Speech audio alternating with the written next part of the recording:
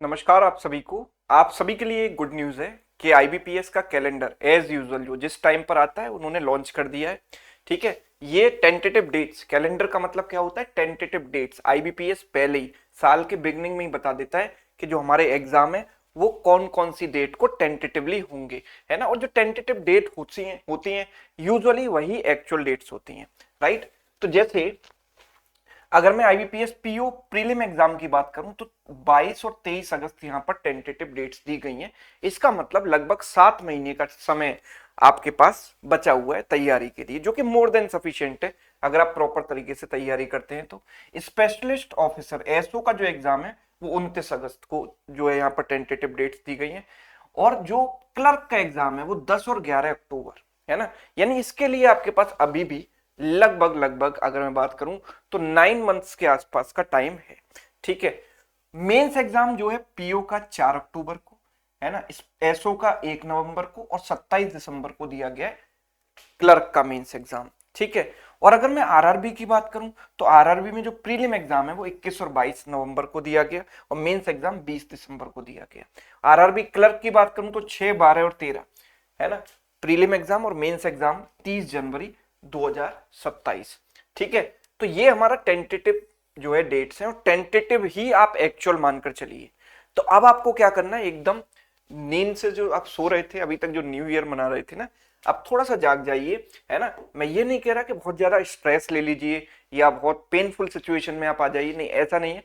बहुत ज्यादा टेंशन नहीं लेनी है, लेकिन हाँ, जो चीजें अनसिस्टमेटिक चल रही थी ना, अब उनको सिस्टमेटिक करने का समय आ चुका है ना। आप प्रॉपर तरीके से सबसे पहली चीज तो अपना जो है टाइम टेबल बनाओ, है ना। एक टाइम टेबल आपके पास होना चाहिए कि मुझे रेगुलर इतने घंटे क्वांट पढ़नी है, इतने घंटे जीए पढ़नी है ना। इतने से इतने बजे तक मुझे, मेरा ये टाइम फिक्स है, मुझे न्यूज़पेपर का एडिटोरियल पढ़ना है ना। इतना मेरा टाइम फिक्स है, मुझे सेल्फ स्टडी करनी है, क्लासेस करनी है। तो एक प्रॉपर सिस्टमेटिक तरीके से आप अपना टाइम टेबल प्लानिंग के तहत आप चलोगे तो जो है जल्दी मंजिल तक पहुंचोगे। दूसरी बात कि आपको अपना जो है सिलेबस बिल्कुल पूरी तरीके से पता होना चाहिए, कहीं भी कोई दो राय डाउट नहीं होने चाहिए। जो यूजुअली फ्रेशर्स होते हैं उनको ज्यादा डाउट रहते हैं कि सर, कई बार तो ऐसे भी डाउट्स आ जाते हैं मेरे पास क्वांट में कि सर ट्रिग्नोमेट्री कहाँ से पढ़ें, जो कि पूछा ही नहीं जाता एग्जाम में। सर एलजेब्रा कहाँ से पढ़ें, है ना, क्या मैं एसएससी वाला एलजेब्रा कर लूं, क्या इस वाली बुक से ये वाला टॉपिक कर लूं।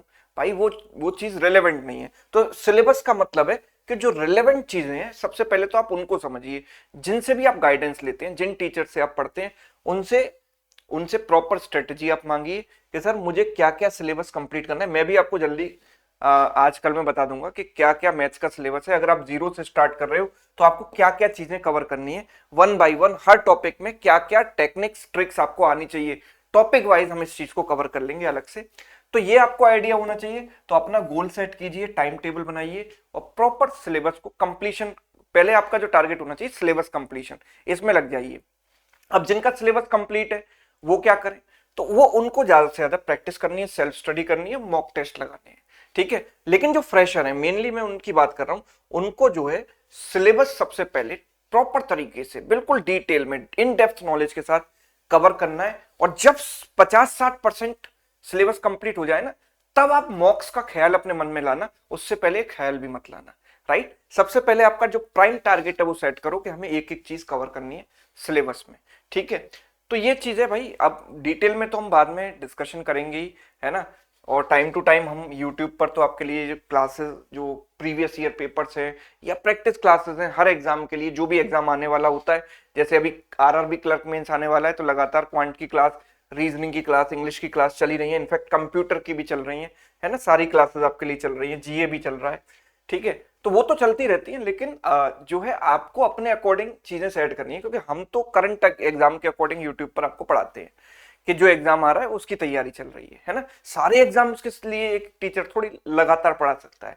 तो इसके लिए मैं आपको बता दूं कि अगर सारी चीजें आपको सिस्टमेटिक तरीके से कवर करनी है तो बहुत ही बढ़िया एक अपॉर्चुनिटी है, बहुत बढ़िया मौका है ना। क्योंकि कैलेंडर आया है और बैच स्टार्ट होने ही वाला है 26 जनवरी से, है ना।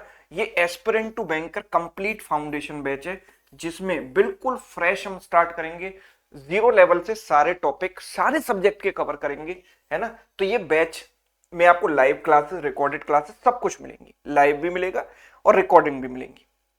Pre to mains complete syllabus coverage होगा। तो ये आपको कहां मिल सकता है?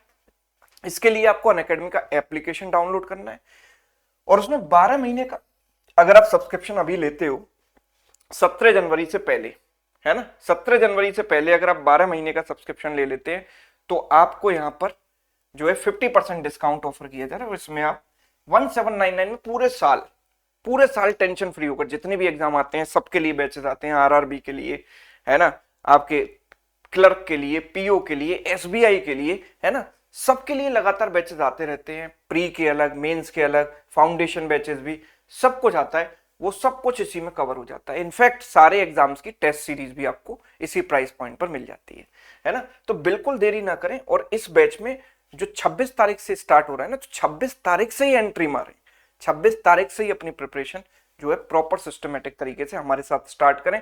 उससे पहले आपको बस एक काम करना है कि आज तारीख है 16 से 26 आपके पास 10 दिन है, थोड़े थोड़े कॉन्सेप्ट ब्रशअप करते चलिए, जैसे कि बेसिक कैलकुलेशन टेक्निक्स, है ना, रेशो, परसेंटेज, जो जो आपने पहले कभी ना कभी पढ़ा होगा कहीं ना कहीं किसी भी तैयारी के दौरान, वो बस थोड़ी थोड़ी चीजें पढ़ते रहिए।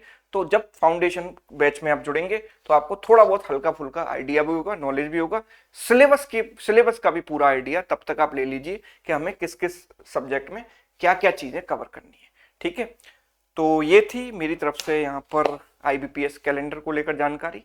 ठीक है, तो आप जो है इस साल 2026 में बैंकर बनने के लिए तैयार हैं या नहीं, ये कमेंट करके जरूर बताइएगा।